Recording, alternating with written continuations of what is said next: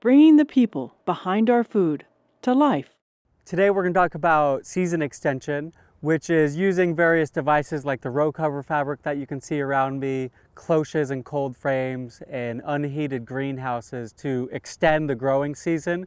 So we're able to add on about 3 or 4 weeks early season, 3 or 4 weeks late in the season, giving us a longer overall season where we get to harvest more food and share that with our families.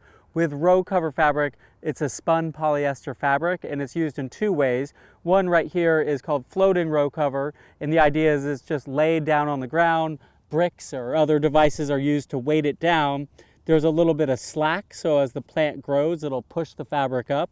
And here we have peas that have germinated underneath the row cover fabric, and soon we're going to pull this material off and trellis the peas, and they're going to grow like you normally grow peas up on a trellis.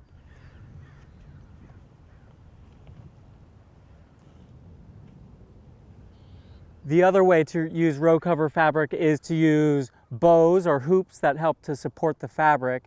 And under here we have chard that has been transplanted, and there are advantages to using the bows in that it keeps the fabric up off of the plant, so when the plants get a little bit bigger, nice big leafy chard or big heads of broccoli, that it's not going to be weighted down on the plants at all.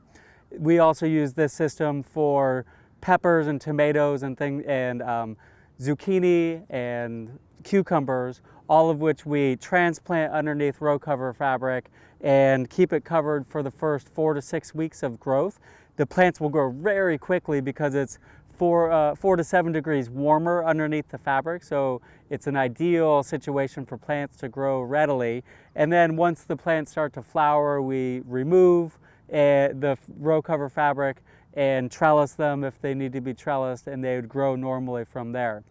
The other main advantage of using row cover fabric in this way is that when the fabric is weighted down all around, we have it sealed essentially such that the plants that are growing underneath here are going to be protected. For example, with the chard that's growing here, leaf miner is a major pest of chard, and without using the row cover fabric here at this site, I couldn't grow high quality marketable chard without major blemishes because the leaf miner is such a major pest. It's a fly, and the fly is just not able to find the plants and lay the eggs. Thereby, the row cover fabric serves as a protective barrier, helping us to grow very high quality crops. Another major technique in season extension is using an unheated greenhouse like this, which is called a cold frame or a high tunnel.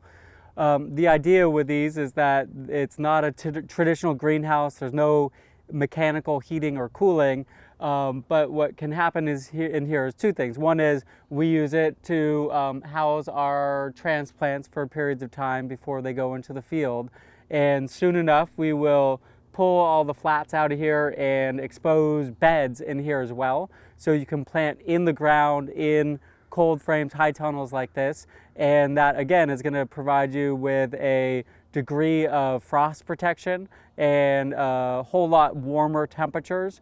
So last year we grew melons in this high tunnel, for example, where normally here in the Willamette Valley area, melons aren't a great crop to grow. We got some decent melons growing them in the high tunnel.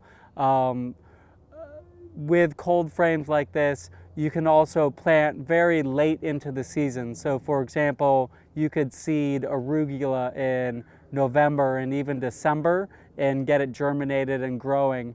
And then before too long, it'll be too warm and you wouldn't be able to grow arugula through the course of the warm season in a tunnel like this, but it really allows for some winter growing that you can't otherwise do outside in this part of Oregon. Lastly, with season extension, there are devices like this which are called cloches, which are used to help to increase the temperature around individual plants. So for example, this is called a wall of water, and it is a plastic set of sleeves that's filled with water, and it sits rigidly once it's filled with water, and that water is going to absorb the sun's energy. Water has a high thermal mass. It's going to radiate that energy out over time.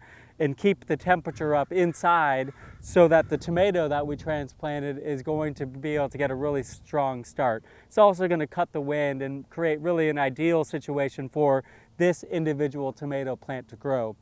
These are called hot caps, and it similarly is a device that's used to cover an individual plant. It's a plastic one here. It's got a vent on the top. You're going to want to keep it vented, and you basically are going to put it around an individual plant and then cover the rim around the outside with soil so that it doesn't blow away, and keep it ventilated. And you can see that water is already starting to condensate inside because it's nice and warm.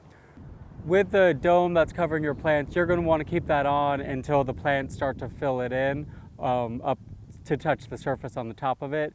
With the wall of water, you can leave that on for the whole time, or you can leave it on until the plants get well established, till they're starting to peak above the top of it. Then you can take those off and the plants should resume normal growth. With reference to all of the season extension, there's 4 things you want to keep in mind. One is temperature inside. Vegetable plants like it warm, but they don't like it too warm. So you want to provide ventilation as much as possible. Air movement is going to be another really important factor. Vegetables, when it's really still, they don't grow very strong stems. So particularly in a greenhouse scenario, you're going to want to open the door so that the wind gets in there. Humidity is another thing. I would keep it as dry as possible because you want to try to minimize the potential for disease. So again, keeping it ventilated is going to be a great step towards doing that. And then lastly, soil temperature is another thing that you're going to want to monitor. And here's the great advantage of growing in protected situations, is that the soil temperature is going to be just a little bit warmer, and that's going to favor rapid growth of the vegetables.